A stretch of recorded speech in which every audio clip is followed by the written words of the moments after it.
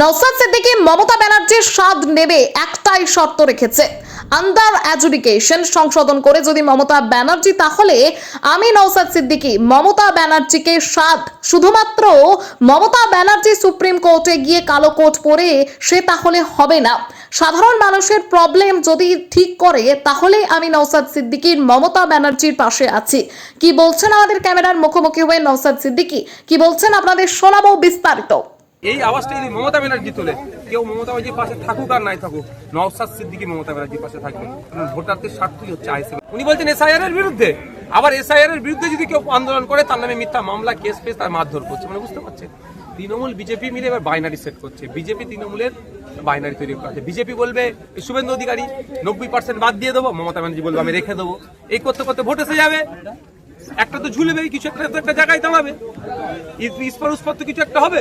কিন্তু আমরা কি বলছি, আগে সমাধান পরে নির্বাচন। কিন্তু মমতা ব্যানার্জি এটা বলছে না কেন? সত্যিকারের অর্থে মমতা ব্যানার্জি যদি ভোটারদের পাশে থাকেন তাহলে ওনার প্রথম কাজ কি হবে? আগে সমাধান পরে নির্বাচন।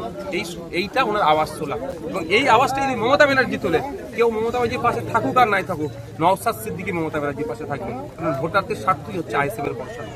ভাঙড়ে যেমনই শওকত মোল্লা এসে বলছে আইএসএফরা উন্নয়ন করতে পারছে না, এবং পিরানগঞ্জ অঞ্চলে একাধিক এলাকাতে লাইট বসাতে গেলে এবং মারধর করছে, সেই লাইট একবার সে পোস্টার তুলে ফেলে দিয়েছে। কি বলবেন? উন্নয়ন বলছে আইএসএফ করতে পারছে না, তারপরে আইএসএফ পাত্তা দিনা, সাপে দংশে ওঝা হয়ে ঝাড়ে। এতদিন বলছিল উন্নয়ন করতে পারেনি, আর যেই কাজ হচ্ছে সেইগুলো করতে দেবে না। শওকত ঘনিষ্ঠ আহ্বান ডাইরেক্ট গিয়ে করছে। দ্বিতীয়বার আপনাকে বলি, ভাঙড়ে যদি একটা ইট গাঁথে, একটা ইট সরকারের, সেটাও জানবে নওশাদ সিদ্দিকীর অবদান। চ্যালেঞ্জ করে বলছি, 100 কোটি টাকার কাজের গল্প শুনিয়েছে, যেটা 1 কোটি টাকা কাজ হলো নওশাদ সিদ্দিকীর অবদান, ভাঙড়ের বিধায়কের অবদান।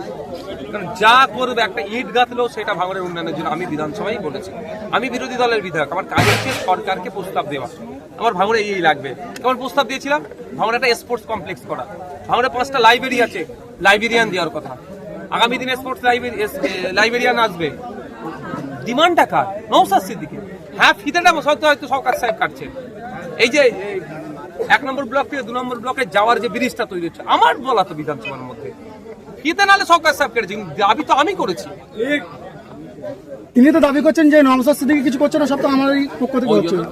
আমি সরকারে আছি, আমি করবো কেন? আমি সরকারে থাকলে এটা বলতে পারতেন আপনি আমার দোষ ছিল। উনি যদি উদ্ভ্রান্তুর মতো কথা বলে, মানে উদ্ভ্রান্ত কথা বলে, ফালতু কথা বলে, সেটা আপনি তো বললে হয় না। সরকারের কাজ হচ্ছে সব বিরোধীরা সরকারকে আয়না দেখিয়ে দেওয়া, যে এই জায়গায় এইটা, সরকার সেটাকে নিয়ে